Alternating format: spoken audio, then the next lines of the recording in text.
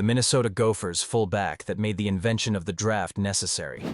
StanislausKostka was a 6-foot-tall, 220-pound, blonde fullback initially played at Oregon, but transferred home to Minnesota for his sophomore year.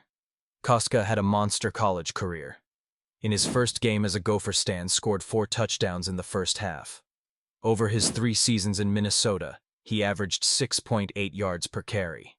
After going undefeated in 1934, Kostka's junior year, the Big Ten announced that Stan had used all of his eligibility. The eligibility committee had decided to retroactively count his year on the freshman football team at Oregon. Despite Bernie Bierman's protests in the offseason, Stan had no choice but to turn pro. As soon as the end of Stan's college career was announced, each NFL franchise contacted the Minnesota Golden Gophers star. All 9 teams in the NFL attempted to sign Stan.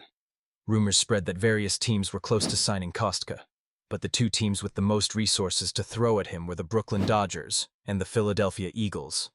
Kostka had an interesting negotiating tactic.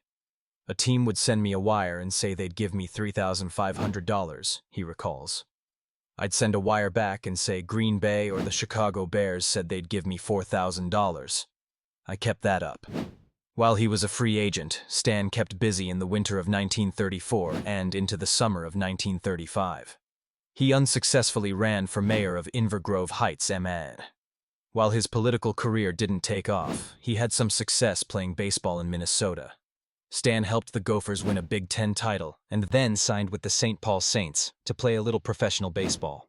Finally, after 9 months of free agency with various NFL teams in pursuit, Stan signed with the Brooklyn Dodgers on August 25, 1935. Manager Dave Driscoll of the NFL Brooklyn Dodgers sent his son Dave Jr. to South St. Paul to negotiate. The Dodgers won the Stanislaus sweepstakes with an offer of a $500 signing bonus and $5,000 a year. This amount made Kostka the highest-paid player in the league. As a response to the bidding war for Stan Kostka, the NFL instituted a draft in 1936. The Philadelphia Eagles were so angry about missing out on Kostka that they convinced the NFL of the need for the draft. Instead of letting players go to the highest bidder, the draft would level the playing field by granting the worst team from the previous year the first pick. Of course, it was convenient for the Eagles that they were the worst team in 1935 and would get the first pick in the inaugural 1936 NFL. They picked the best back in 1936. But he decided not to play football. Unfortunately for Stan, his NFL career was a bust. While he was paid an enormous sum, his offensive line made less than $150 per game. As a result, Kostka was knocked out of so many games that he only played 1 season of professional football.